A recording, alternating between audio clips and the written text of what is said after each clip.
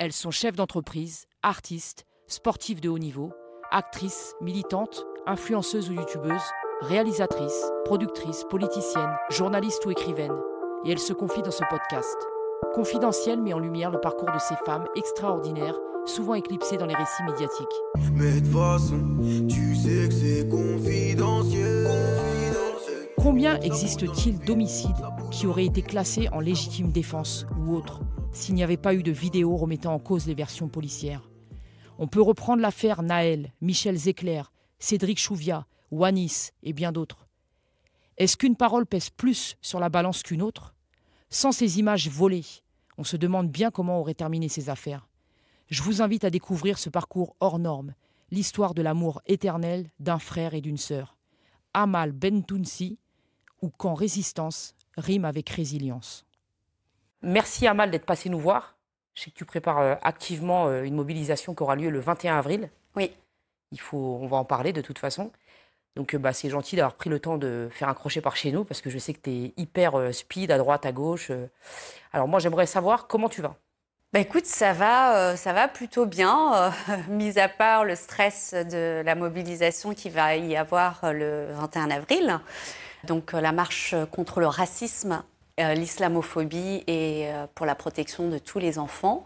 Sinon, à part ça, tout va bien. Donc c'est bien parti. Il y a une grosse mobilisation qui se prépare. On est derrière tout ça et on est au four et au moulin. Donc on prépare ça activement. Alors c'est marrant, moi j'ai posté sur mon WhatsApp statut ou sur Insta. Je me rappelle plus, sur les deux réseaux j'avais posté ton affiche. Ouais. Et j'ai un ami qui s'appelle Raymond Blumenthal, à qui je passe le bonjour, qui m'a dit « Et contre l'antisémitisme alors ?» Ouais. Je lui dis « Tu sais, le racisme, ça ça englobe tout, bien sûr, bien évidemment. » Oui, donc pour nous, il était important qu'on parle de racisme en règle générale, et ça inclut bien évidemment l'antisémitisme. Donc ça, il n'y a pas de souci à ce niveau-là. D'ailleurs, quand on voit la liste des signataires, vous avez le collectif Tzedek, des personnalités juives qui ont signé aussi l'appel. Donc ça inclut aussi l'antisémitisme. Voilà, c'est bien que tu le précises pour ces personnes qui se posent des questions. Ils n'ont qu'à regarder la liste des signataires et ils verront. Voilà. Alors, est-ce que tu as passé de bonnes fêtes? Oui, j'ai passé de bonnes fêtes et je souhaite aussi un Eid Mobrouk à tout le monde. Donc un Eid Mobrouk avec le cœur serré, mais avec plein d'amour, une pensée pour nos frères palestiniens et nos sœurs palestiniennes, à la situation qu'il y a à Gaza. Donc on a une pensée pour eux. Et oui, sinon j'ai passé de bonnes fêtes en famille classique. Jusqu'à présent, toi, tu étais beaucoup investi au sujet des violences policières. Oui. Et ça, on y reviendra un petit peu plus tard dans l'interview. Aujourd'hui, toi, tu as décidé de mettre en place une marche contre le racisme, l'islamophobie et la protection de tous les enfants. Pourquoi maintenant? Pourquoi maintenant? Parce qu'il est urgent de se mobiliser avec la montée de l'extrême droite à 3 ans des élections législatives. Et le 21 avril, c'est aussi une date anniversaire importante pour moi parce que c'est aussi le début de mon combat qui commence à la suite de la mort de mon frère qui a eu lieu en date du 21 avril, qui a fait de moi ce que je suis aujourd'hui, la femme que je suis devenue aujourd'hui. Cette militante qui ne lâche rien et qui continue le combat pour dénoncer toute forme de violence et notamment en ce qui concerne les enfants, c'est quelque chose qui me touche particulièrement parce que pour ceux qui ne connaissent pas l'histoire de mon petit frère, ça a été l'un des premiers jeunes prisonniers de France à l'âge de 13 ans et c'est ce qui a fait basculer aussi sa vie après par la suite et ça a eu des conséquences dramatiques, d'où cette date du 21 avril. Alors, il me semble de mémoire qu'il avait fait des petites bêtises. Je crois qu'il avait brûlé des poubelles, des choses comme ça, non? Oui. Et ils l'ont mis tout de suite en détention. Oui. Alors, je me souviens d'avoir écrit au juge à cette époque-là et de l'avoir interpellé sur le cas de mon frère en lui disant que, quelque part, il était en train de sceller son avenir, que s'il le mettait en prison... Mes courriers sont restés lettres mortes. Je n'ai eu aucune réponse et mon frère a fait 6 mois de détention à Fleury-Méragis à l'âge de 13 ans. Ça a été quand même quelque chose qui a enclenché après sa vie et son parcours. On sent de plus en plus de tensions sur les réseaux sociaux Surtout quand on parle de la France et de l'immigration. Pourquoi, à ton avis? Oui, je pense qu'il y a aussi un discours politicien de façon à ce que l'extrême droite arrive en place. Et nous, on en a très peur, en fait. Et il va falloir qu'on se mobilise sur cette question-là. Parce que je sais qu'il y en a, ils ne sont pas forcément pour le vote. Moi, j'ai aucune ambition politique. Ce que je fais, c'est avant tout personnel parce que ça me tient à cœur et je pense aussi à cette génération future, à mes enfants, à nos enfants, qu'il faut qu'ils soient protégés. Et ce qu'il va falloir comprendre aussi, c'est qu'à un moment, laisser la parole aux racistes, aux fachos, c'est aussi ne pas nous protéger, en fait, tout simplement, parce que c'est eux qui vont être décisionnaires, ils vont avoir des parlementaires qui vont voter des lois liberticides et sécuritaires, comme la loi de 2017 sur le refus d'obtempérer, que j'avais dénoncé dès les premières heures, et qu'il va falloir qu'on soit vigilant par rapport à ce qui va arriver, et à toutes ces choses qui peuvent être dramatiques pour nos enfants, même si aujourd'hui, le constat est clair, c'est que beaucoup de jeunes gamins issus des quartiers subissent la répression, mais que ce soit via l'institution policière, mais aussi dans toutes les institutions françaises, il y a un racisme systémique qu'il va falloir dénoncer et protéger nos enfants. Et je crois que la seule solution, c'est qu'on se mobilise et que ça donne aussi l'envie pour nos gens à nous d'avoir des ambitions politiques aussi. Peut-être qu'après cette marche, il y a des gens qui vont pouvoir se sentir concernés, qui vont peut-être se mobiliser un peu plus sur la question politique et que c'est important. Parce qu'il ne faut pas laisser la main aux parlementaires issus du Rassemblement national ou du Front national. C'est vrai que tu me dis, ça me rappelle souvent la phrase je vote pas pour un candidat que j'apprécie, mais je vote pour le moins pire. Oui. C'est triste d'être dans une situation comme celle-ci. Oui. Est-ce qu'il y a des candidats qui nous représentent à l'heure d'aujourd'hui en France? Écoutez, il y a quelques candidats, bien évidemment. Il aura fallu du temps pour qu'on soit d'accord sur les idées politiques, mais c'est aussi la force des militants de terrain, la force de tous ces militants antiracistes qui portent la voix de dénoncer ce racisme structurel et systémique au sein même des gouvernements. Donc, il y en a quelques-uns, mais je ne suis pas là pour faire la promotion de quelques... Après, c'est à vous de vous reconnaître. Je ne suis pas là pour appeler à voter pour qui que ce soit, bien évidemment, mais il y a des gens qui nous soutiennent d'ailleurs. Je pense à certaines personnalités de la France Insoumise.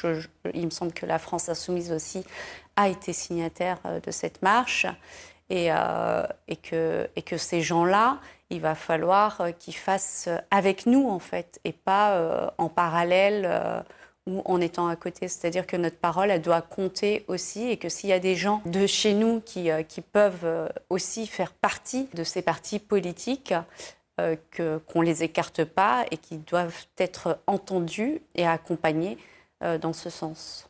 Là, c'est un sujet plus léger, mais qui n'est pas si léger que ça. Je ne sais pas si toi, tu as suivi. C'est l'affaire de l'altercation entre Inès Reg et Natacha Saint-Pierre. Oui. Dans Danse avec les stars. Inès Reg dit clairement « Je suis la petite nana du 9-3, je suis l'algérienne de cette histoire, je suis l'arabe de cette histoire, etc. » Quand tu entends ça, toi, qu'est-ce que tu te dis? Alors, je n'ai pas suivi l'histoire, je sais qu'il s'est passé quelque chose, mais ce qui est certain, le racisé sera toujours en tort, quoi qu'il arrive. Donc, pas de surprise à ce niveau-là. Donc oui, il y a une espèce d'indignation à géométrie variable. Tout dépend de qui on est et de là où on vient. D'une altercation entre deux personnalités, ça s'est transformé en une opposition entre deux France. Oui. Est-ce que tu l'as ressenti, toi? Mais c'est très clair, c'est comme quand on reprend l'affaire de Benzema, quand il s'exprime sur les réseaux sociaux. Il y a des gens qui peuvent dire qu'ils sont franco-algériens, franco-marocains, qui ne peuvent pas dire, excusez-moi, qui ne peuvent pas dire Ils peuvent le dire, mais ils sont fortement critiqués. Voilà, ils sont fortement critiqués. Il y a une autre partie de la population, ou il y a une autre communauté qui peut dire « je suis franco » sans pour autant être attaqué. Et donc voilà, oui, bah c'est la France d'aujourd'hui. C'est ce racisme dont on parle, c'est ce racisme systémique présent aussi dans les médias dominants et qui est véhiculé à travers les discours politiques, et que ce soit sur Twitter, il y a une forte mobilisation de tous les fachos de droite qui mettent le paquet, en tous les cas, pour discréditer notre parole et nos opinions. C'est vrai que moi, j'ai jamais eu, enfin, étant d'origine asiatique, j'ai jamais eu de remarques sur le fait de dire je suis fière de ma deuxième culture, je suis taïwanaise, ma mère, elle a la double nationalité aussi. Oui. Et j'ai jamais eu de révolte autour de moi, quoi. Alors, est-ce que c'est parce qu'on est asiatique et qu'il n'y a pas vraiment de... Enfin, il y a du racisme envers les Asiatiques. Mais c'est pas... J'ai l'impression que c'est pas vraiment le même racisme qu'envers les communautés africaines, nord-africaines, tu vois. Oui, comme je suis en train de te dire... Il y a une communauté, et notamment quand on est issu de l'immigration post-coloniale, Afrique du Nord ou Afrique subsaharienne, on ne peut pas s'exprimer notre identité, on doit presque la nier, en fait, l'effacer. Et ça, c'est triste, et c'est ce qu'on dénonce. Et c'est pour ça que... Le couscous, c'est le plat préféré des Français. Et ouais, pourtant. De plus en plus souvent, il y a cette histoire d'origine qui revient sur la table. Oui. Alors, je te pose la question, est-ce que toi, tu te considères comme française ? Moi, j'ai la nationalité française. Je me considère comme française parce que j'ai une éducation, je suis arrivée très tôt en France. Mais j'ai aussi cette origine dont je suis fière, et je suis marocaine aussi, avant tout. Donc la richesse, c'est aussi cette double culture. Et dont je suis fière. Je suis franco-marocaine. Et donc, tu as la nationalité aussi marocaine ? Oui. Et est-ce que quand tu vas au Maroc, tu te sens, entre guillemets, traité de la même façon qu'en France ? Au Maroc, il n'y a aucun problème. J'ai mon identité marocaine. Il n'y a aucun souci à ce niveau-là. Non, je ne ressens pas de racisme, le racisme tel qu'on peut le vivre ici. Toi, la France, telle que tu aimerais la voir, elle serait comment ? Moi, la France, telle que j'aimerais la voir, elle serait multiculturelle. Parce que, moi déjà, mariée, mariage mixte, donc des enfants portugais, marocains, français. J'ai des petits-enfants qui sont moitié congolais, portugais et marocains et français. Donc voilà, la nouvelle génération, c'est aussi cette mixité. Et c'est ce qui est beau dans la mixité, c'est une richesse, et ça ne doit pas être un frein, mais plutôt comme une richesse. Donc tous ceux qui ont peur que les Français de souche soient amenés à disparaître et nous parler de grand remplacement, c'est une richesse. Voilà, moi, il y a des choses, par exemple, il y a des plats français que j'aime beaucoup, et c'est pas pour ça qu'on ne peut pas oublier la richesse aussi de la France, quoi. Il y a plein de choses en étant française que j'aime beaucoup, et donc voilà, il y a cette mixité, et c'est ça qui est beau, en fait. C'est ça qui est beau. Tu parlais du grand remplacement. Ouais. Tu penses que c'est une réalité ou un fantasme ? Je pense que c'est les deux, en fait. Je pense que c'est une réalité et c'est un fantasme. Bien évidemment qu'on ne pourra jamais empêcher les gens de se marier, qu'il y ait des mariages mixtes. Et un fantasme parce que ceux qui auront décidé de ne pas se mélanger, de toute façon, ils ont déjà un parti pris, et pour eux, c'est bien dommage. Quelque part, c'est un manque de tolérance. Ah oui, mais tout à fait. Après c'est vrai que le français... moi, il y a quelque chose qui me marque particulièrement, c'est quand on parle d'étrangers, avec l'histoire coloniale qu'à la France. C'est-à-dire qu'on reproche à des gens qui ont été colonisés de choisir la France. Mais par contre, tous les Français, et Dieu sait qu'il y en a beaucoup, qui s'expatrient, parce qu'on parle d'expatriés, donc le mot est un peu plus classe expatriés, mais ça reste aussi des étrangers, mais parce que, avant tout, ce sont des Français. Donc, tout dépend de là où on se place, en fait, et de nos origines, et de là où on vient, tout simplement. Donc, je me suis toujours posé la question pourquoi on utilise ce terme d'expatrié au lieu de parler d'étrangers ou d'immigrés dans un pays. Donc, voilà, c'est la petite subtilité. Toi, le racisme, c'est quelque chose que tu as vécu ? Oui, moi, le racisme, je l'ai vécu pas directement, mais indirectement, on va dire. Par exemple, quand j'ai été amenée à travailler très tôt, à partir chez moi de très tôt. Et c'est vrai qu'à une époque, c'était très compliqué pour moi d'envoyer des CV. Donc avec mon nom, Bentounsi Amal. Donc en plus, Amal, ça a un côté masculin aussi, donc pour ceux qui ne connaissent pas. Et donc, du coup, quand j'envoyais mes CV, c'était un petit peu compliqué pour moi. Donc, il aura fallu que j'utilise le nom de mon mari pour montrer patte blanche. Et je me souviens quand, à l'époque, j'avais monté ma boîte, quand j'envoyais mes devis ou quand je répondais par mail. Donc, j'avais fait cette amère expérience de mettre mon nom. Donc là, j'avais aucun retour.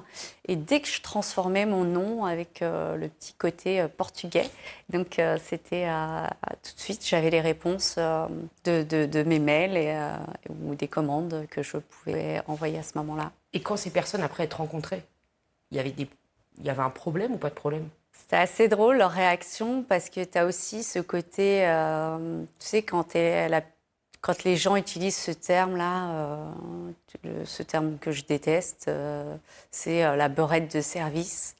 Donc voilà, j'ai tout fait pour leur prouver que je n'étais pas la beurette de service, ou qu'ils me disaient « Ah, mais t'es marocaine.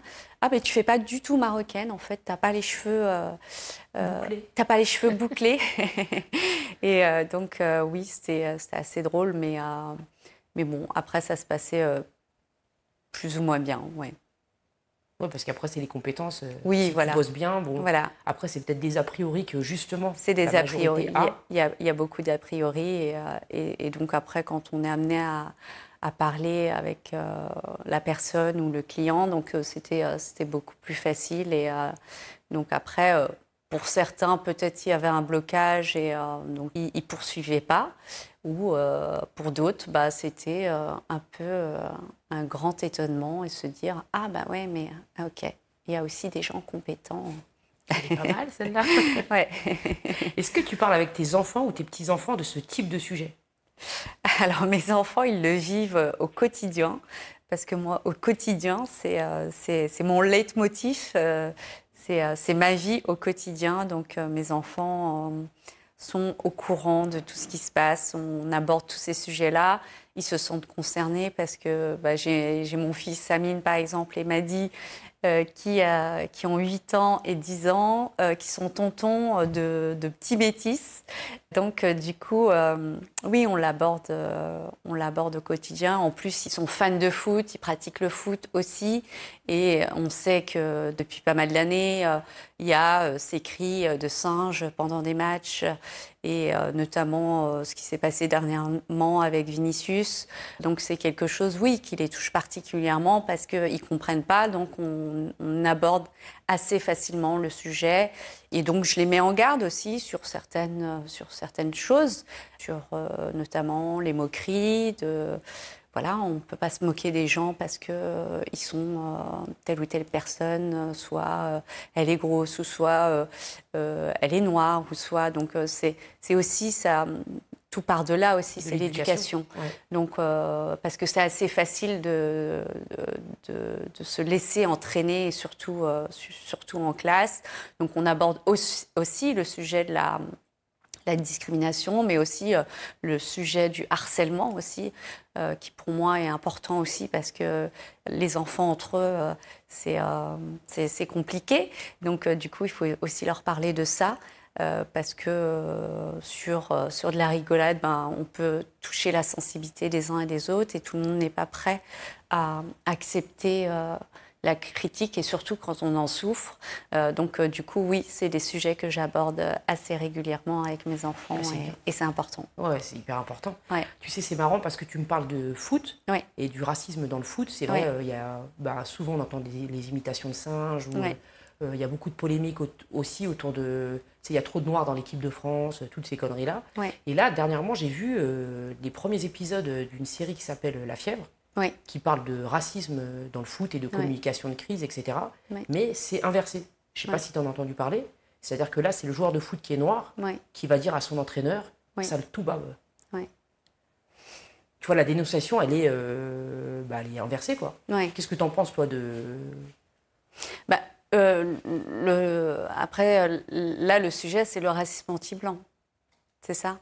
Donc, le racisme anti-blanc, pour moi, il n'existe pas. On peut avoir un a priori sur telle ou telle personne, mais le racisme en soi anti-blanc n'existe pas, puisqu'il faut que ce soit structurel, que ça touche tout...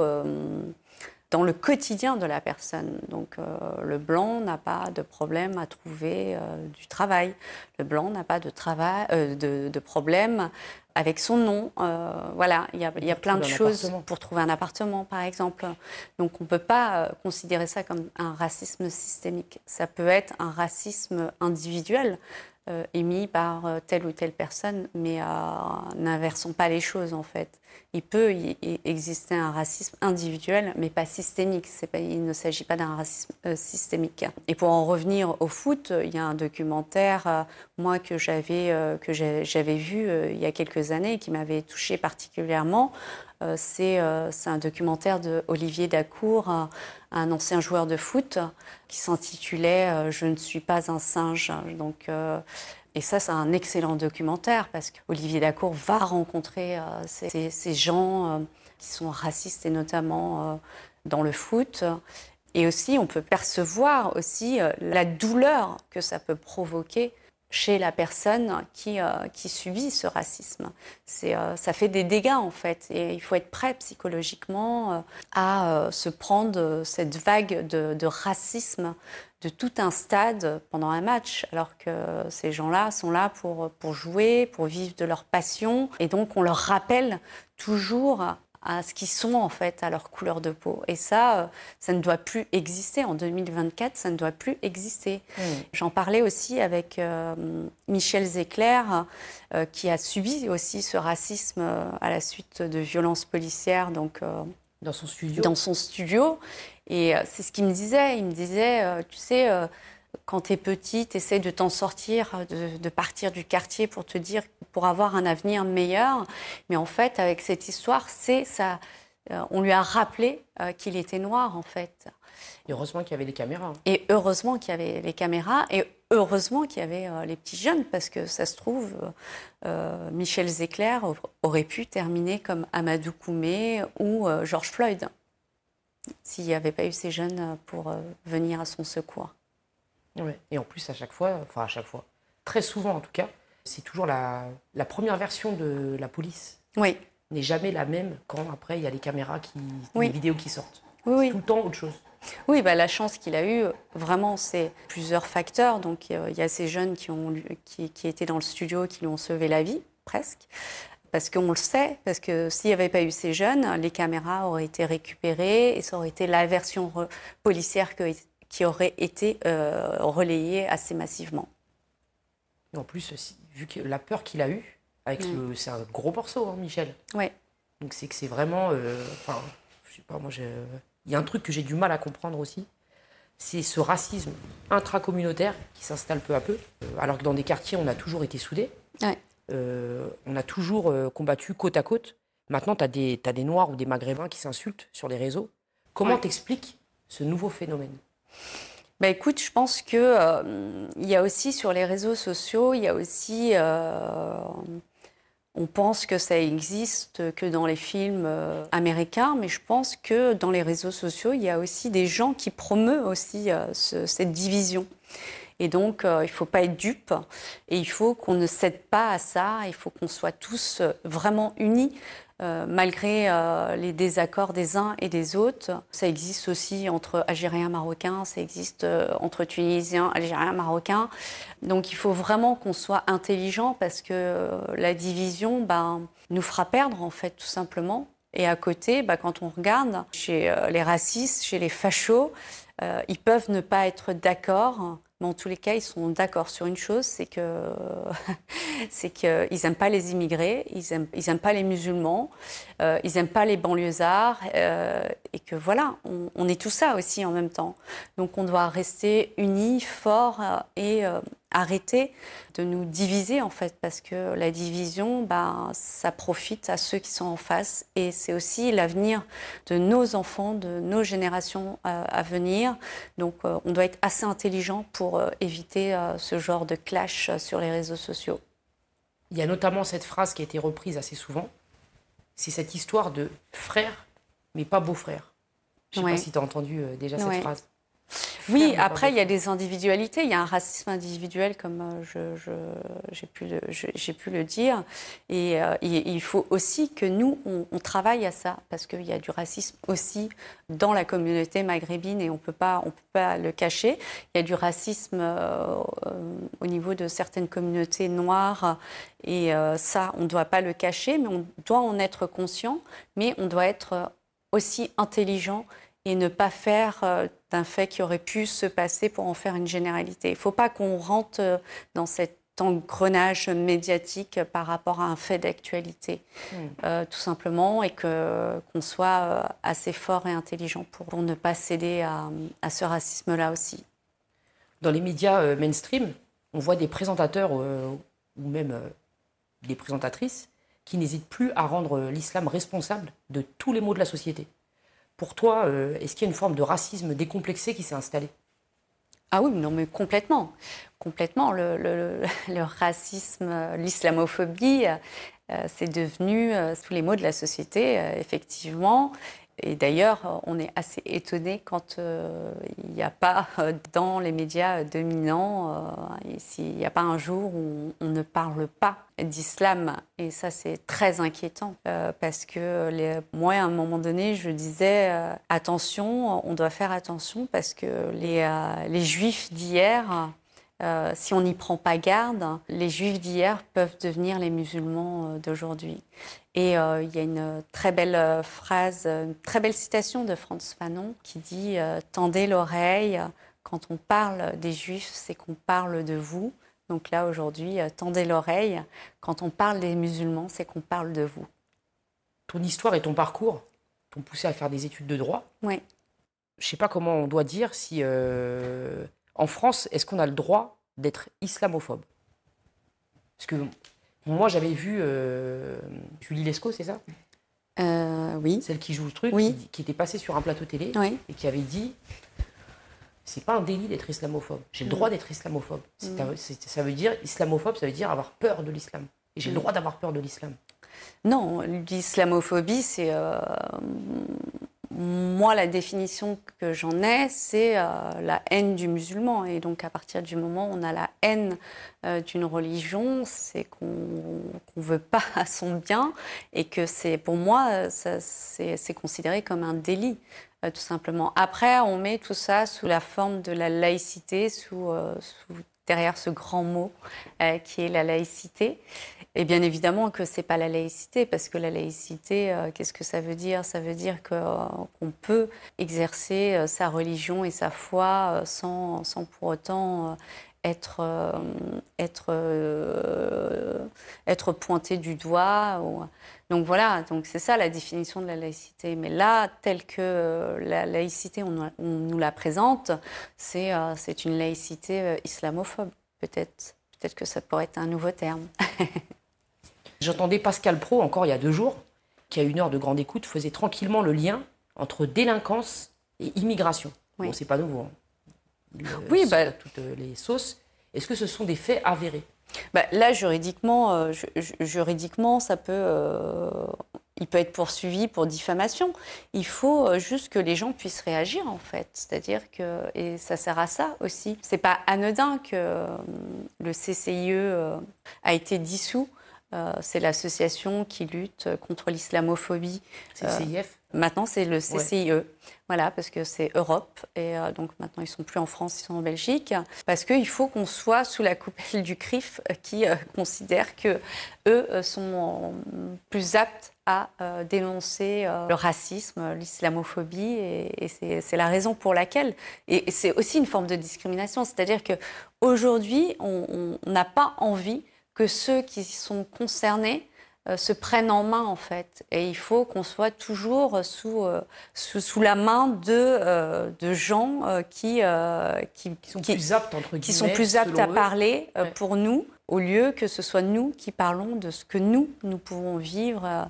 Donc voilà, donc il y a encore ce truc paternaliste qui continue.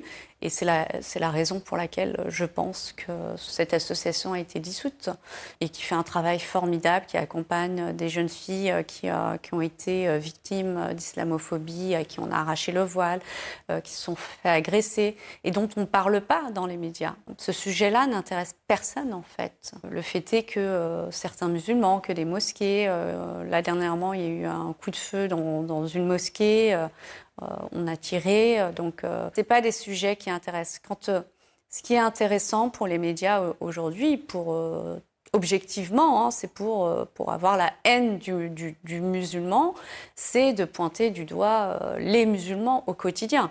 Et ça propage la haine. C'est comme une propagande, en fait. C'est une propagande contre les musulmans, contre les banlieusards, contre les Arabes, contre les Noirs, Voilà. Il y a vraiment une propagande qui est faite à travers ces médias. Et il y a tout intérêt en tant qu'individu, en tant que collectif, en tant qu'association, à pouvoir entamer des procédures judiciaires à l'encontre de ces médias. Et en règle générale, ils sont condamnés. C'est vrai, c'est vrai. Dernièrement, il y a eu pas mal de condamnations. Donc, il ne faut pas hésiter, il faut pas... parce qu'on se dit que c'est impossible. Souvent, les gens ils se disent, de toute façon, il y a aussi ce truc de sidération, mais aussi... de laisser tomber. Oui, d'être fataliste, en fait, de se dire qu'en fait, on changera rien. Et moi, je pense souvent aux Noirs américains qui se sont soulevés pour obtenir les droits civiques. Donc, c'est ce que je me dis au quotidien. S'il n'y en a pas un ou une de nous qui ne se soulève pas, les gens ne vont pas suivre, en fait. Donc, on peut pas laisser. Donc, et c'est vrai qu'il y a ce côté fataliste, en fait. Et donc, moi, je ne suis pas fataliste, en fait. Moi, je sais de là d'où je viens. Ça fait 12 ans que je suis, on va dire, une militante, même si j'ai eu... pendant longtemps, je me suis considérée comme famille de victimes. Pour le coup, là, je fais partie de ces militants. Pendant longtemps, pendant des années, je ne comprenais pas que les gens... Il ne faut pas attendre d'être touché par ce genre de drame, par l'islamophobie. Il faut réagir, en fait. Et rien n'est impossible. Ce qui compte, ce n'est pas la quantité, c'est la qualité de ce qu'on fait et la détermination au quotidien. Il y a une espèce d'endurance. Ce n'est pas une course de fond. C'est un combat qui va prendre des années. Et je vois quelque part les résultats sur la question, par exemple, des violences policières. Il y a quelques années, quand je suis arrivée avec ce collectif, avec ce nom sulfureux qui est Urgence, notre police assassine, les gens ils me disaient « Waouh, mais tu sors d'où? Mais tu peux pas dire ça, c'est pas notre police. » Ou « Mais c'est le pot de fer contre le pot de terre. » Et moi, j'étais déterminée, en fait. Je me disais « Mais c'est pas possible, mon frère, il est mort, en fait. Mon frère, c'était mon frère. » Il a vécu, en fait. On ne lui a pas fait de cadeau, lui, tout au long de sa vie. Une balle dans le dos, en plus. Une balle dans le dos. Donc, je ne leur ferai pas de cadeau. Et pour moi, ça a été déterminant. La détermination, cette volonté de ne rien lâcher au quotidien, c'est quelque chose qui me porte. Mais après, je peux comprendre qu'on ait des difficultés dans sa vie au quotidien. Et je peux le comprendre pour ceux qui sont aussi fatalistes. Mais on ne doit pas laisser... on ne doit pas laisser passer. On ne doit pas laisser passer. On doit se battre. On a une responsabilité collective. C'est ça. Ouais. Et dernièrement, moi, j'ai été contente parce que Absatoussi, qu'on a invité ici, elle était en procédure encore parce que... Oui. Zemmour avait fait appel Ouais. par rapport à Corinne Ouais. et que son prénom était une insulte à la France. Et en fait, il y a beaucoup de fachos et de commentaires que j'ai pu voir à travers les vidéos qu'on avait postées qui disaient arrêtez de vous placer toujours en victime. Oui. Corinne, c'est pas une insulte. Il Oui. vous a juste suggéré de vous appeler Corinne. Oui. Tu vois, tu te dis, mais tu vois, mais c'est de dire que ton prénom, c'est une insulte à la France si c'est pas du racisme. Mais eux considèrent que non. Oui, oui, non, mais après, c'est le langage et cette pression médiatique qui peuvent nous faire culpabiliser de se retrouver toujours à cette place. Mais en fait, non, bien évidemment qu'il ne faut rien laisser passer. Comme eux, en face, ne laissent rien laisser passer.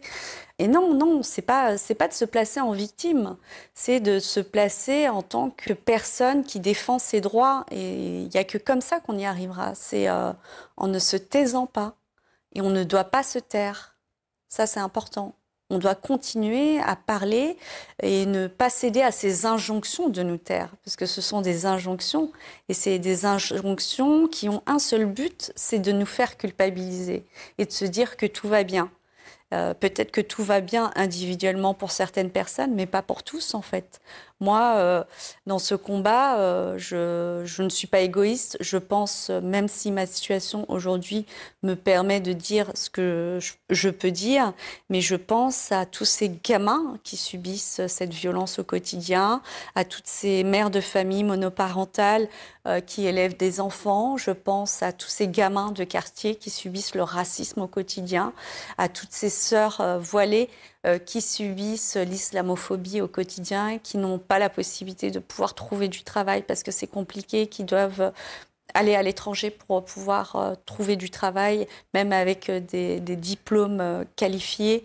Et donc ça, on ne doit plus se taire, on ne doit plus céder aux injonctions et on ne doit plus culpabiliser par rapport à ça. À quel moment est-ce que tu penses que tout ça a dérapé ? Je pense que ça a dérapé depuis des décennies. On a une histoire particulière avec la France.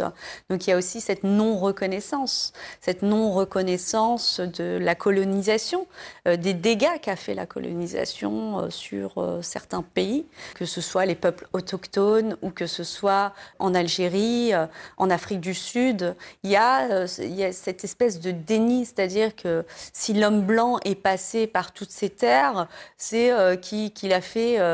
Pour eux, c'est comme si ça n'avait pas existé. Donc il y a cette non-reconnaissance, il y a cette espèce de déni, mais que ce soit pour tout, que ce soit pour l'histoire coloniale de la France, mais que ce soit pour les violences policières.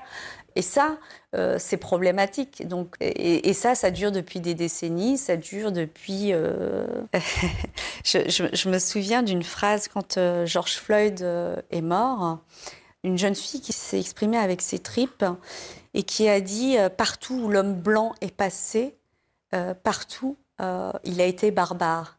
Et voilà, et on a envie de voiler cette barbarie qui a été commise par l'homme blanc pour civiliser les peuples autochtones et ces gens qui n'ont rien demandé, en fait.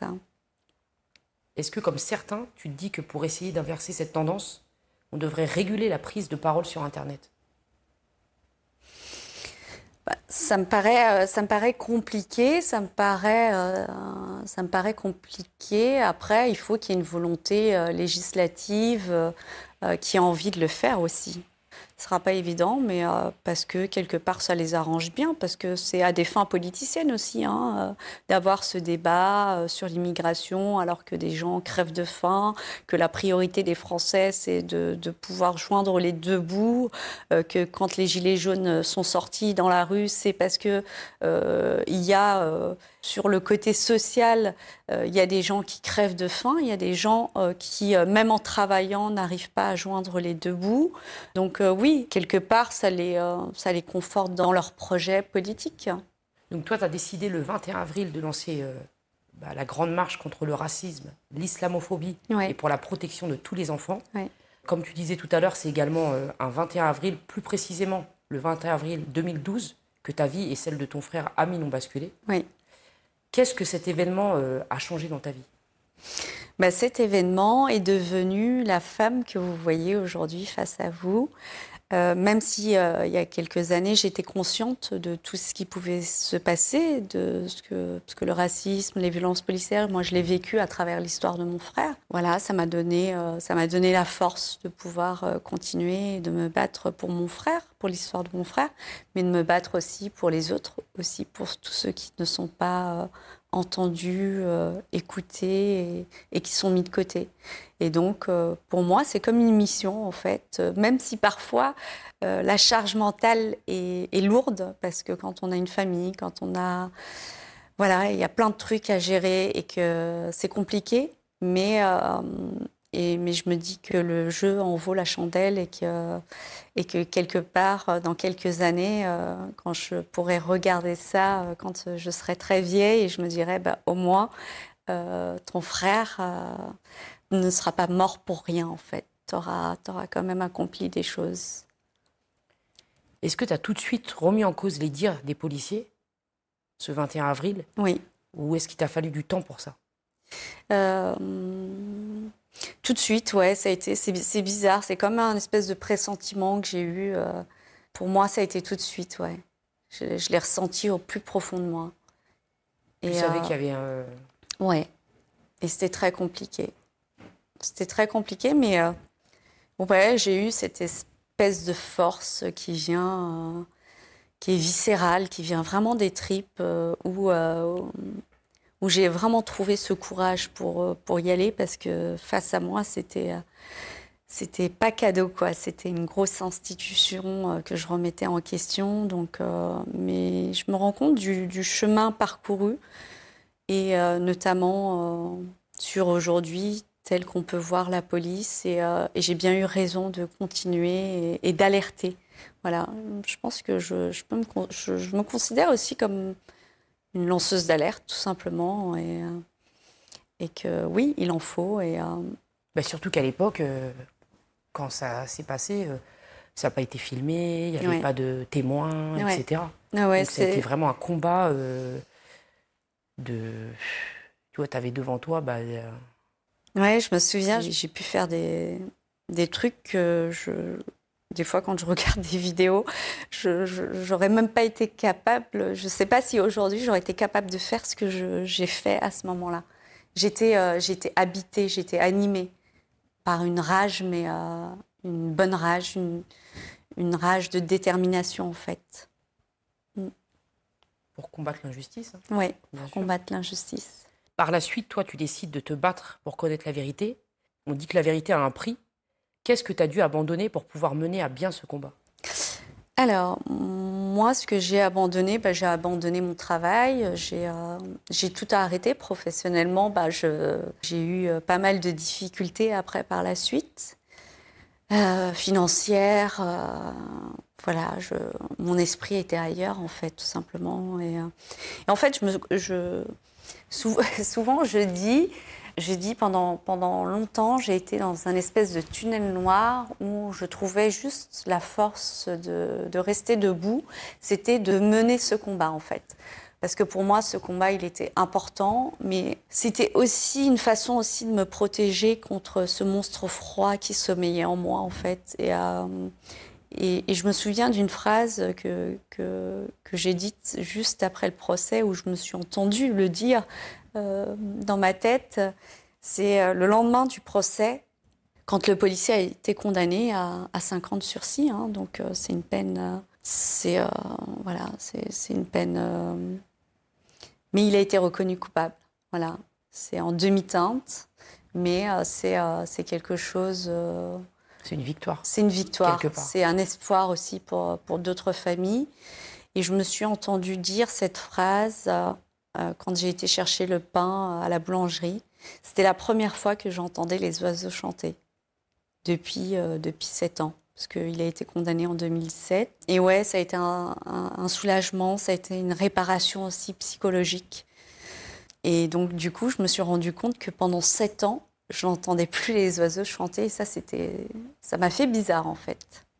Donc là, tu t'es sentie libérée quelque part. Ouais. Il y a eu une espèce de libération, ouais. Il y a eu des moments où tu t'es sentie seule?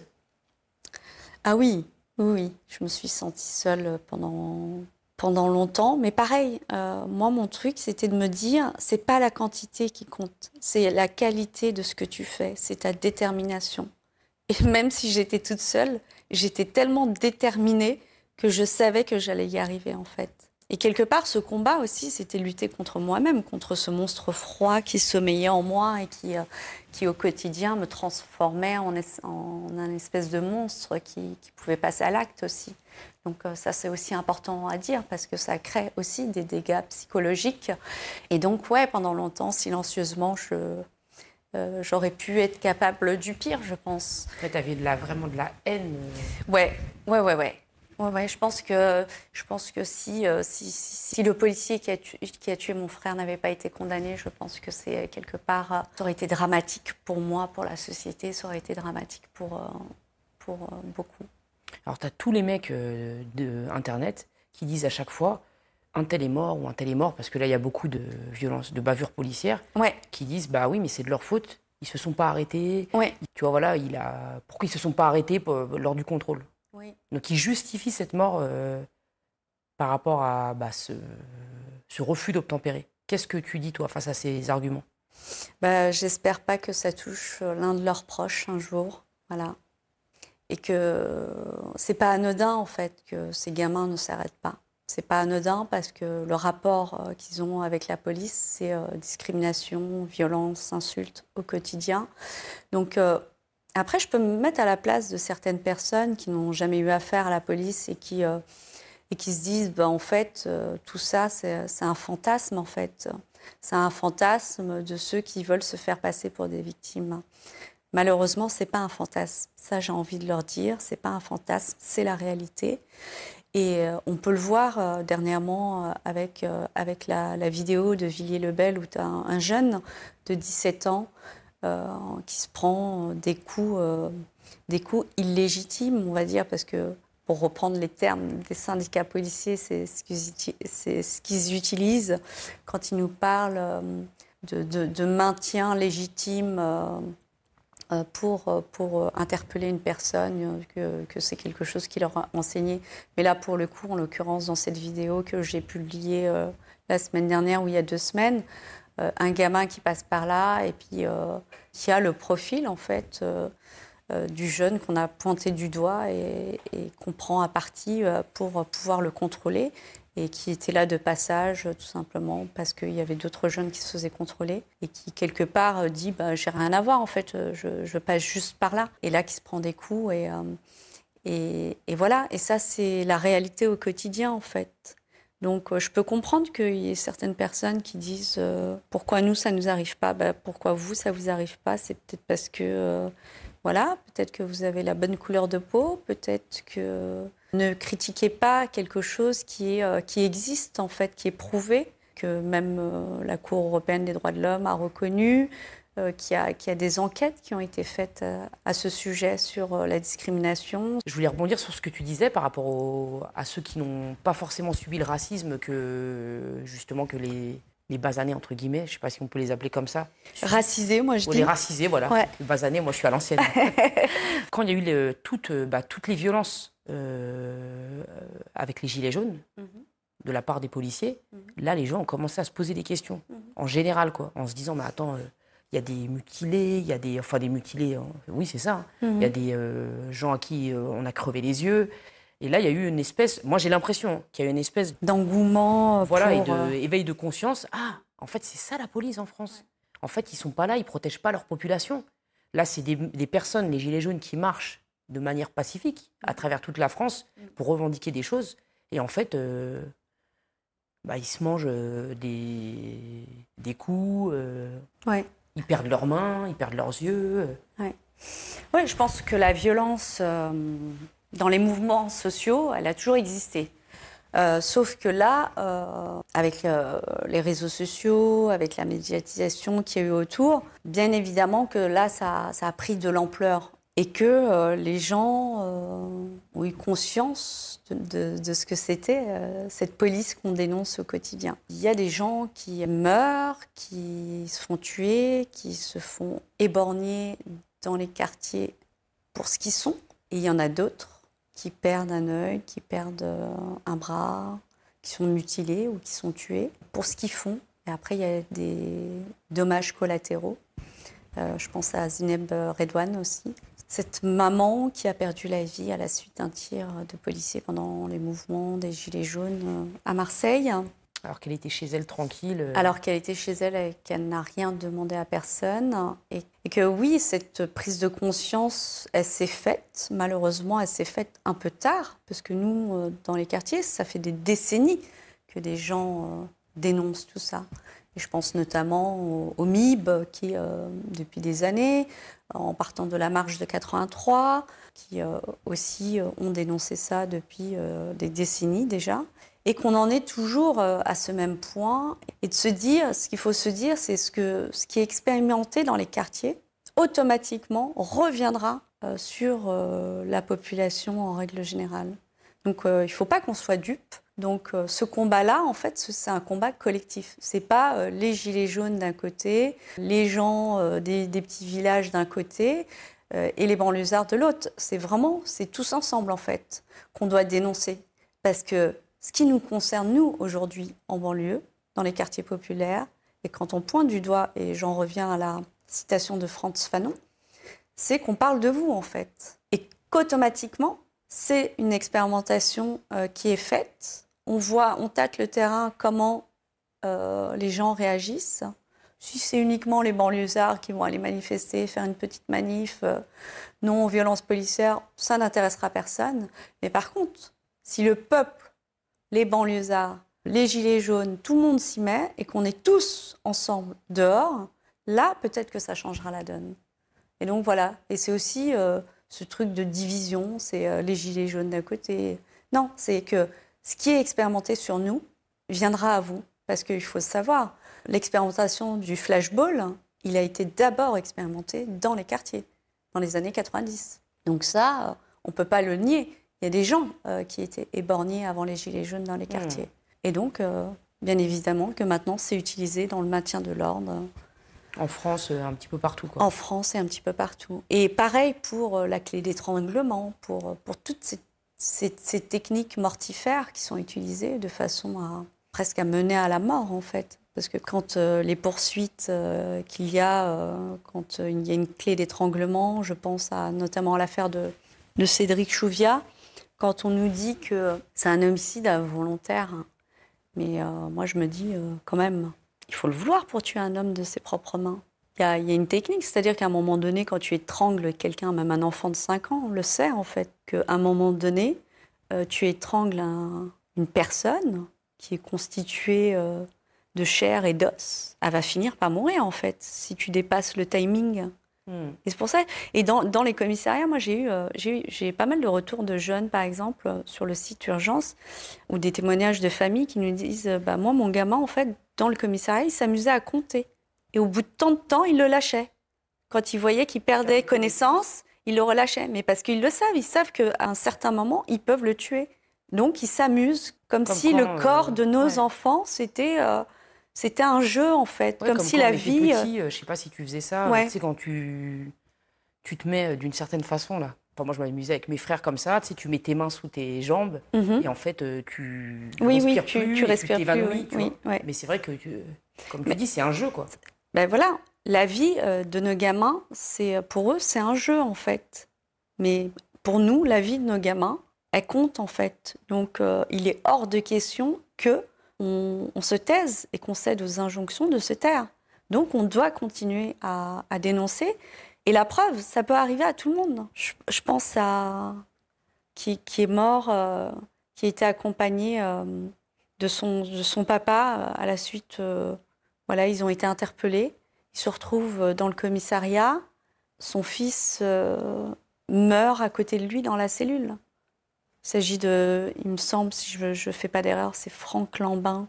Et voilà, je pense à toutes ces personnes qui ne sont pas forcément racisées aussi, mais qui sont mortes. Parce qu'à un moment donné, on a tellement laissé faire et que la question, quand ça arrive en banlieue, quand ça arrive dans les quartiers, c'est un simple fait divers.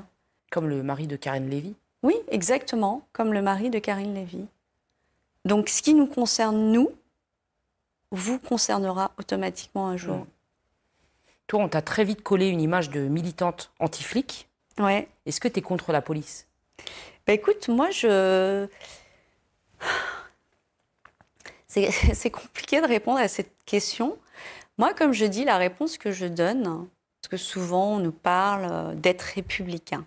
Alors ça, c'est un terme qui me fait sourire. Quoi de plus républicain que quelqu'un qui se bat pour la justice? Parce que dans ces cas-là, ça serait quoi? Ça serait la loi du talion. Œil pour œil, dent pour dent. Là, je me bats pour qu'il y ait la justice. Donc après, d'être taxé anti-police, ça me fait sourire. Il y a eu la mort d'Adama, donc le frère d'Assa Traoré, qui a été très médiatisé, ou encore récemment la mort du jeune Wanis à Aubervilliers, Ouais. qui a été percuté par un véhicule de police. Et avant ça, il y avait bien sûr l'affaire Naël. Ouais. Comment est-ce que tu as vécu ce moment qui a donné lieu à un embrasement de la France?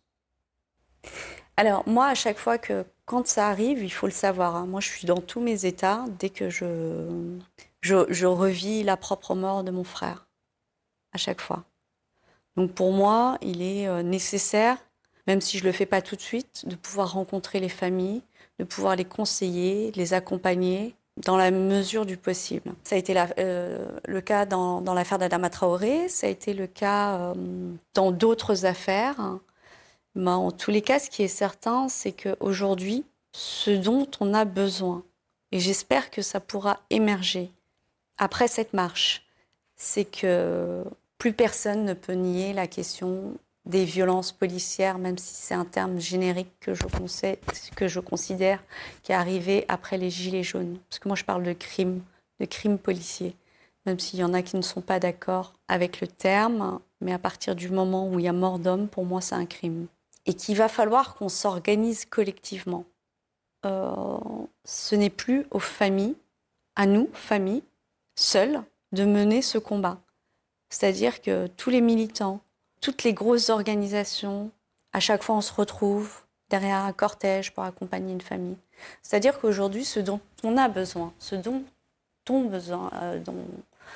elles ont besoin, ces familles-là, c'est qu'on puisse être structuré, qu'il y ait une organisation collective où il y a plusieurs organisations de militants de terrain et qu'il y ait un espèce de fonds aussi pour accompagner ces familles, parce qu'il faut savoir que certaines familles, il y a des avocats qui leur demandent des milliers d'euros pour pouvoir traiter leurs affaires. Et ça, c'est juste inadmissible, en fait. Moi, je me suis toujours mis un point d'honneur à ce que les familles ne puissent rien sortir. C'est-à-dire que soit on fait une création de cagnotte, mais il faut qu'on soit préparé à ça. On sait que les morts à la suite de violences policières, de crimes policiers, ne s'arrêteront pas, qu'il y en aura encore, et qu'on doit se préparer à accompagner ces familles. Parce que ces familles ne sont pas prêtes, en fait. Et c'est difficile. C'est difficile.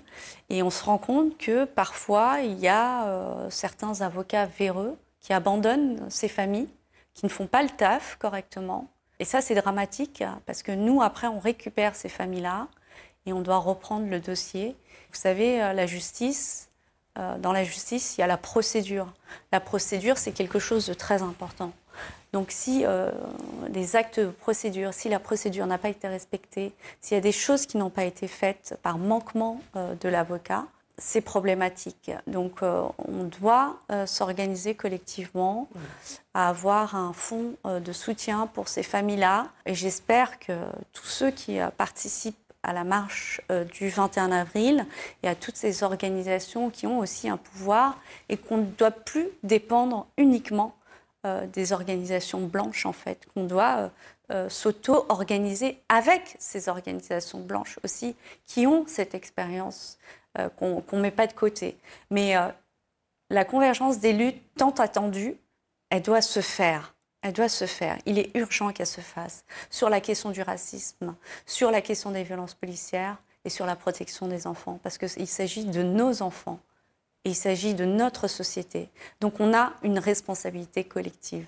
Donc il faut qu'on se prépare au pire, en fait, au quotidien, et accompagner ces familles pour leur permettre d'alléger cette souffrance, en fait, parce qu'il s'agit d'une souffrance. Mais en plus, quand tu dois te battre, en plus, contre des avocats véreux, contre des gens qui vont venir parce qu'il y a du buzz médiatique, voilà. C'est déjà compliqué, alors... Parce que ce qu'il faut se dire, cette indignation, il ne faut pas qu'elle soit uniquement ponctuelle, parce que telle star a partagé. C'est au quotidien, en fait. C'est un travail de quotidien. Travail de fond. Voilà, un travail de fond, et on n'est pas là pour devenir des stars. Ce combat-là, il n'est pas là pour qu'on devienne quelqu'un, en fait. Moi, en tous les cas, c'est la façon dont je vois les choses. On parlait, enfin, je te posais la question par rapport à Nahel. Donc, rapidement, son nom, il a été sali. Ouais. On le décrit comme un délinquant. Ouais. Est-ce que c'est habituel? C'est classique. On criminalise, ça je le dis depuis, j'allais dire des décennies, depuis 12 ans, on criminalise les victimes à titre posthume, quoi qu'il arrive, de façon à ce que l'opinion publique, elle ne s'identifie pas à cette personne qui est décédée. De la salir, tout simplement, pour dire, quelque part, elle méritait la mort. Alors que Nahel, il avait 17 ans, il avait toute la vie devant lui. Sa maman, Mounia, qui est dans une souffrance inaudible aujourd'hui. Dans quelques jours, il va y avoir la date anniversaire. C'est un moment douloureux. Et qu'il y avait un seul enfant, en plus. Et qu'il y avait un seul enfant. Donc, j'ai une pensée pour elle. C'est compliqué, mais en tous les cas, on doit être à leur côté. Ce combat, il n'est pas que pour nous, en fait. C'est ce qu'on doit se dire. Tu as vu, toi, la cagnotte qui a été créée par Jean Messia, qui a généré plus d'1 million d'euros. Qu'est-ce que tu en as pensé? Oui, quand on parle de racisme systémique, la preuve en est. On ne peut pas nier que la France est raciste. En plus, elle a eu aussi une cagnotte. Mais il me semble que cette cagnotte, elle l'a versée à des associations. Là, pour le coup, j'ai pas l'info. J'ai cru lire ça. Voilà, j'ai pas l'info, mais voilà. Donc tu vois la différence déjà de... T'es la victime qui va reverser justement à des associations, et toi, t'as tué, mais tu touches des millions et... On promeut le meurtre, en fait, tout simplement. Parce que l'affaire de Nahel, c'est quand même une exécution. C'est la démonstration de l'article L435-1 qui permet à n'importe quel policier, dans son alinéa 4, très précisément, et c'est ça qui est problématique, parce que dans son alinéa 4, il précise que si les policiers sont susceptibles, donc c'est ce terme-là.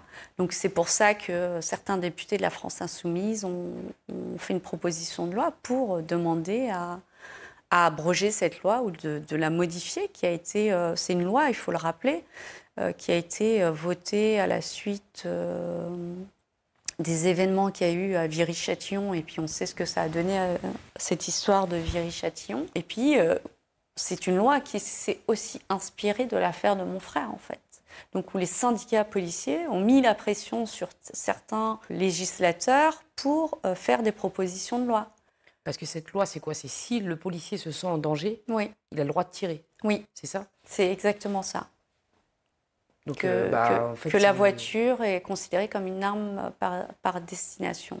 Donc c'est quelque chose... Parce qu'en fait, le cadre légal tel qu'il existait auparavant, la protection, en fait, de la légitime défense, elle leur permettait plein de choses. Mais sauf que là...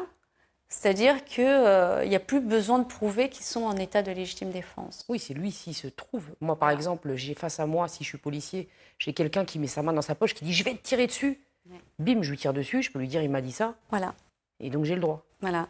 Donc là en l'occurrence, c'est dans un habitacle qui est la voiture qui est considérée comme une arme par destination. Donc cette loi, c'est une loi liberticide et sécuritaire. Donc du coup, c'est des législateurs qui ont cédé à la pression des syndicats policiers, dont les syndicats les plus virulents de la police. C'est, comment ils s'appellent, j'ai perdu leur nom d'ailleurs. Bon, on ne va pas leur faire de pub, c'est pas grave. Mais en tous les cas, ça vient de là, en fait. Et là, il y a eu la vidéo qui est sortie de Nahel. Oui. On voit que le policier n'est pas en danger. Oui. Il n'est pas face à la voiture. Oui. Donc, comment, en fait, il peut justifier... Alors, parce que le texte, en fait, c'est pas que le policier. On parle oui, aussi à la s'il peut causer des violences à autrui, qui peut être un danger pour les autres aussi. Donc, c'est là la subtilité de la loi. Mais cette loi, normalement, il y aurait dû avoir une circulaire dans tous les commissariats pour que cette loi soit interprétée de façon conforme au texte. Et la circulaire, apparemment, qui n'a pas été respectée, tout simplement. Quand tu as vu les émeutes suite à la mort de Nahel, tu t'es dit quoi ? Je me suis dit, c'est encore la mort, c'est la mort de trop. Mais là, pour le coup, ça a été filmé, donc du coup, malheureusement, ça m'a donné raison. Parce que ça fait longtemps que j'ai l'impression de me battre toute seule contre cet article L435. Il faut savoir que la première victime, ça a été Fofana, à Nantes, qui avait été filmé d'ailleurs, où il y avait eu, pareil, des révoltes, et puis la famille qui n'a pas poursuivi, qui a été approchée par des gens, bon bref. C'était pas un étudiant ? Non, c'était pas un étudiant, non. Je sais pas, je sais plus, mais en tous les cas, il s'agit de cette personne-là. Ça a été la première victime, Monsieur Fofana. Après, il y a eu Louise Bicot et il y a eu Romain Cheneva. Voilà, donc c'est des histoires les unes après les autres. Donc il y a eu cette loi qui a été votée en février 2017, parce que moi je l'avais dénoncée au préalable, c'est-à-dire avant la promulgation de cette loi, parce que je me suis rendu compte qu'en fait ils avaient utilisé l'affaire dans l'intitulé du projet de loi. En fait, ils avaient utilisé l'affaire de mon frère. Donc du coup, j'avais porté plainte contre les députés qui voulaient faire cette proposition de loi, alors que l'affaire de mon frère, elle était examinée, donc le policier devait être traduit devant la cour d'assises au mois de mars. Donc elle a été promulguée avant, juste avant. Mais c'est pas anodin, hein. C'est pas anodin. Donc c'est-à-dire que le policier qui risquait 15 ans de réclusion criminelle s'est retrouvé avec 5 ans de sursis. En créant cette marche, qu'est-ce qui t'est venu à l'idée ? En fait, ça part d'un constat collectif qui est avec Yessa Belhodja. Parce qu'en fait, il devait y avoir une mobilisation par rapport aux lycéens, tu sais, qui n'ont pas eu le droit, voilà, dans le 78, à Mantes-la-Jolie, qui apparemment n'auraient pas eu le droit de manifester et de se joindre à la réforme des lycées, et puis en soutien aussi aux Gilets jaunes. Donc Mantes-la-Jolie, donc des lycéens de banlieue qui manifestent en soutien aussi aux Gilets jaunes. Et ils ont payé le prix fort de l'humiliation pour se retrouver à genoux. Et puis c'est des images qui ont été très choquantes parce que ça a été filmé par un policier qui s'en est vanté. Donc c'est comme ça que on en a eu connaissance. Et donc il devait y avoir la commémoration de cette date symbolique et pour permettre parce que c'est important de continuer à raconter nos récits et que les histoires soient suivies aussi. Et là, en l'occurrence, il s'agissait de gamins, en fait, c'était d'enfants. Et Yessa, qui est sensible aussi et qui a accompagné aussi, qui fait partie des mamans de Mantes-la-Jolie, qui a accompagné certaines mamans à ce moment-là, m'a dit ça serait bien qu'on fasse un truc autour de l'enfance, d'où cet appel. Donc voilà, et je pense que cet appel parle à beaucoup, que les gens se reconnaissent et qu'on est agréablement surprise parce qu'on a d'énormes signatures, dont Angela Davis, le fils de Steve Biko, une personnalité aussi qui est morte en Afrique du Sud, qui a lutté contre l'apartheid. On a Kerry James, on a Medine, des artistes. On a Nesrine Slaoui, une journaliste qui a signé aussi et qui s'engage aussi à nos côtés. Plein d'autres personnalités, on est à plus de, je ne sais pas combien, de 300 signatures. Et là, la différence, c'est qu'il y a aussi beaucoup d'orgas qui n'avaient pas l'habitude d'être signataires et là qui ont signé, dont le collectif Tzedek, des personnalités juives aussi qui luttent contre l'anti-sionisme. Urgence Palestine aussi, parce qu'on ne peut pas, en cette période, on ne peut pas ne pas penser au sort des Palestiniens. Donc voilà, on est agréablement surprise par l'ampleur que cette marche va prendre et j'espère qu'on sera nombreux et nombreuses, déterminés.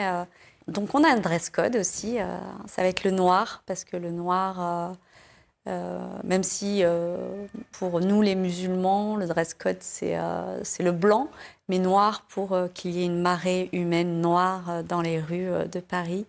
Et j'espère que ça va être beau. On a une magnifique affiche d'ailleurs et qu'on montrera peut-être après par la suite. Et voilà, je vous invite tous avec de l'espoir, ne pas se résigner et continuer à raconter nos récits et continuer à contrer la voix des fachos et qu'on est là et qu'on le restera et qu'on n'est pas prêt de partir. Voilà. Qu'est-ce que tu attends, toi, de cet événement ?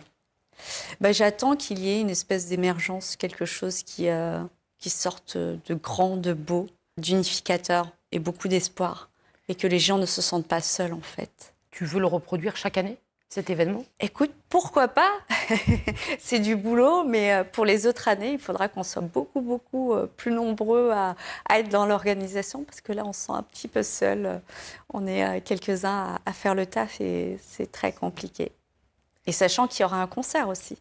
Concert à la fin, place de la République, 18h30. Ouais. Quels artistes ? Avec Kerry James, Medine, d'autres artistes, parce que c'est pas moi qui gère la programmation, mais d'autres artistes en devenir.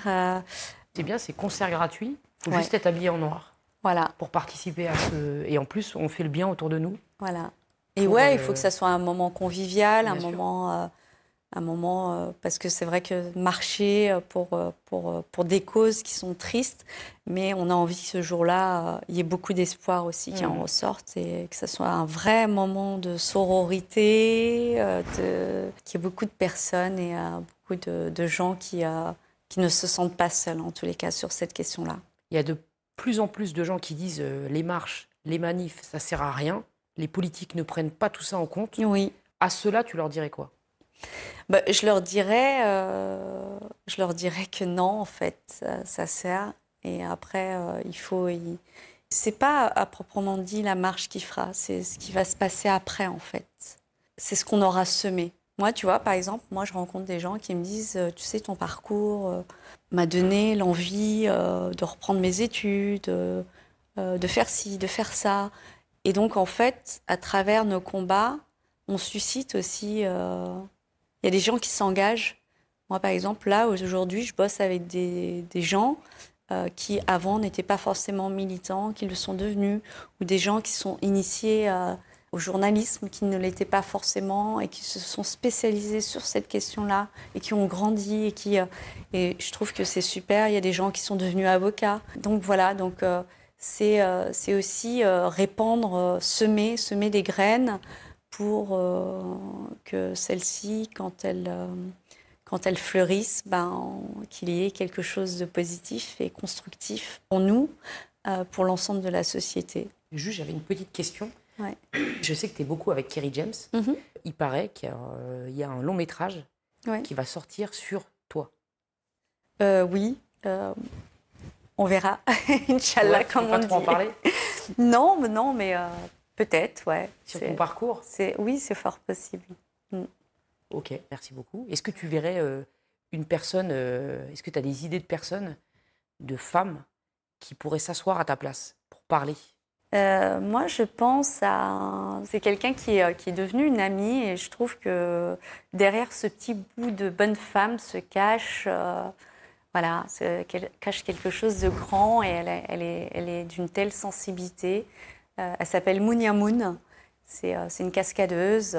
Et voilà, je serais ravie aussi qu'elle puisse faire quelque chose parce que c'est quelqu'un qui fait pas mal de choses. Et je trouve que son parcours, il est atypique, et notamment pour une femme. Et elle fait juste des trucs extraordinaires. Tu te dis, oh, waouh, comment elle fait en tant que femme, quoi. J'ai vu qu'elle était garde du corps aussi. Oui, donc moi je me dis, on dit que je suis une warrior, mais elle, waouh. Donc elle en jette aussi. Donc ouais, il y a elle, il y a plein d'autres femmes qui pourraient être à ma place aujourd'hui. Il faut que ça bouge dans la ville, il faut que ça bouge dans la ville.